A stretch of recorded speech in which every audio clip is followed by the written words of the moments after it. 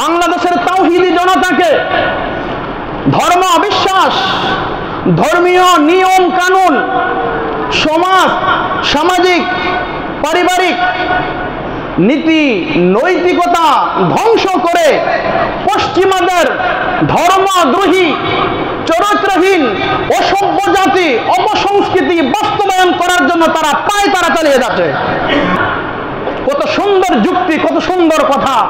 যারা ইসলাম মানতে চায়, যারা ইসলাম মানে, বলে তাদের জন্য হলো একজন ছেলে যা পাবে লিদ্দাকারে মিসলু হাযিল উনসাইন, একজন পুরুষের জন্য আছে যা দুইজন নারীর জন্য আছে। এটা যারা ইসলাম মানে, যারা ইসলাম মানতে চায় তাদের জন্য।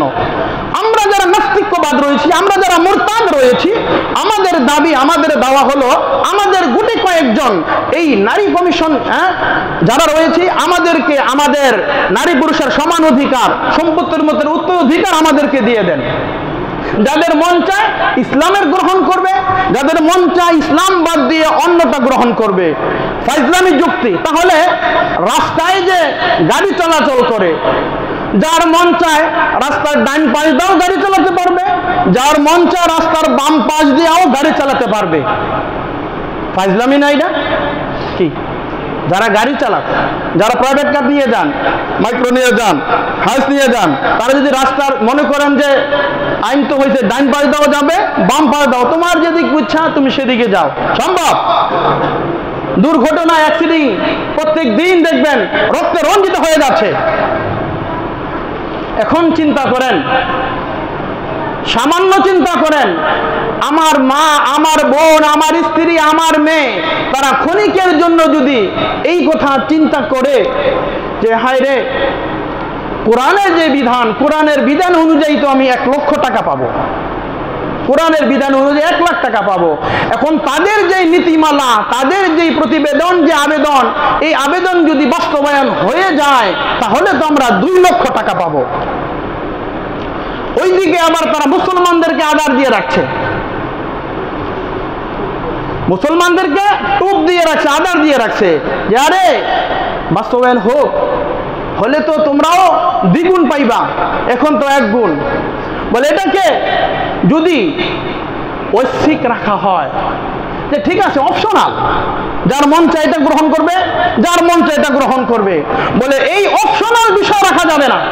যদি অপশনাল বিষয় রাখা হয় তাহলে আমার মা, আমার মেয়ে, আমার বোন, আমার স্ত্রী, তাহলে তারা নাস্তিক আর মুরতাদ হয়ে যাবে। আপনি পারবেন যখন নীতিমালা পাস হয়ে যাবে, নীতিমালা যখন বাস্তবায়ন হয়ে যাবে, আপনি পুরুষের সমান আপনি পাবেন। আপনি হাজারো পিটায়া, লাটায়া, গুতায়া, কিলায়া, বাংলা কথা যেটা, পারবেন ওই সম্পত্তি থেকে তাকে বিরত রাখতে? আইয়ুব খান আইন করে দিয়ে গেছে না যে বাবার আগে যদি সন্তান মারা যায়, কোরআনের বিধান হলো বাবার আগে সন্তান মারা গেলে ওই সন্তান তার কি পাবে না, বাবার ওয়ারিস পাবে না, পাবে না।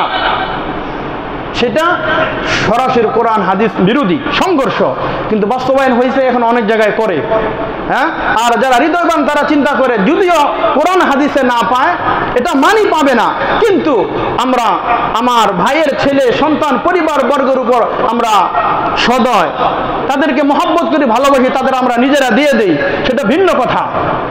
যদি আইন বাস্তবায়ন হয়ে যায়, যদি আইন পাস হয়ে যায়, আপনি জীবন, আপনার পরিবার বর্গ, আপনি কখনো এই আইন থেকে ফিরাইতে আপনি পারবেন না। হ্যাঁ, তখন দিলে দিলে যদি এই কথা থাকে মনের মধ্যে, হায় হায় যদি আইনটা বাস্তবায়ন হয়ে যায়, যদি পাস হয়ে যায় তাহলে তো আমরা, কিন্তু আপনি কোন মিটিং করেন না, মিছিল করেন না, মনে মনে এটা চায়, মনে মনে এটা চায়, আর বাস্তবায়ন হয়ে গেলে তাহলে আমাদের পরিবার পরিজন নাস্তিক আর মুরতাদে পরিণত হবে। এজন্য তাওহীদি জনতা, আজকে আলেম ওলামা যারা আছে, যারা কোরআনে কারিমের পক্ষে কথা বলেছে, আলেম ওলামা কোরআনে কারিমের পক্ষে কথা বলেছে, তারা কি নারীদের বিরুদ্ধাচরণ করছে না নারীদের পক্ষে কথা বলছে? কথা বুঝতেছেন না? আলেম ওলামা যারা আজকে আমরা কথা বলতেছি হক কথা, আমাদের এই কোরআন ভিত্তিক, হাদিস ভিত্তিক যেই দলিল আপনাদের সামনে পেশ করতেছি, এটা কি নারীদের পক্ষে না বিপক্ষে? নারীদের পক্ষে। আর নারীরা যারা এই দাবি করতেছে, তাদের কোরআনের পক্ষে না বিপক্ষে? তাদের এই দাবি কোরআনের বিপক্ষে। এবং যারা নারীদেরকে তাদের অধিকার নিয়ে যারা আজকে বাস্তবায়ন করতে চাচ্ছে, আসলে তারা নারীদের উন্নতি না, তারা হচ্ছে নারীদের অবনতি। নারীদেরকে ঘর থেকে বের করে এরপরে তাদেরকে চরিত্রহীন আজকে মুসলমানদের পথে চাচ্ছে। মুসলমান ভালো করে মনে রাখতে হবে,